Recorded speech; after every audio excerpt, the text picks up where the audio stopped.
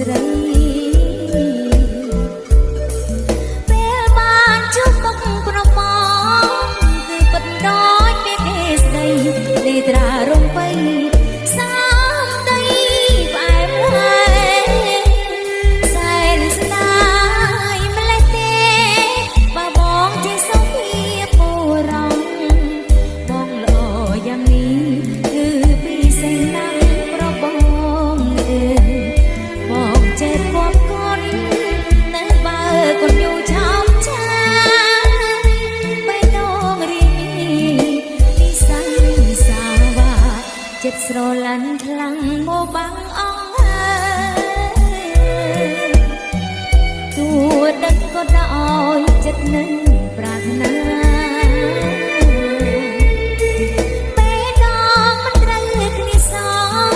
នឹកឡើយខ្ញុំមានស្រវាសេចក្តីស្នេហាលិចញ័យទាំងអស់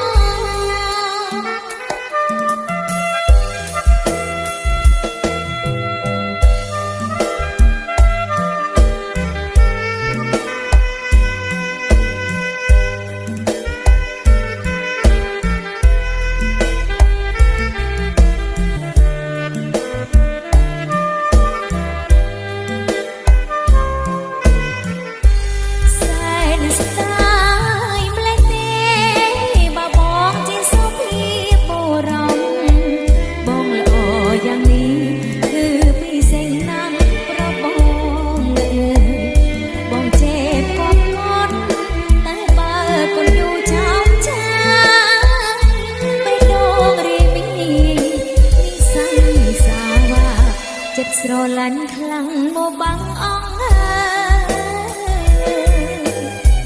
ទួដឹងក៏ដោយចិត្តនឹងប្រាថ្នាពេលដងមិនត្រូវគ្នាសងមិនឡើយខ្ញុំហ៊ានស្រវាសេចក្តីស្នេហាផ្លិច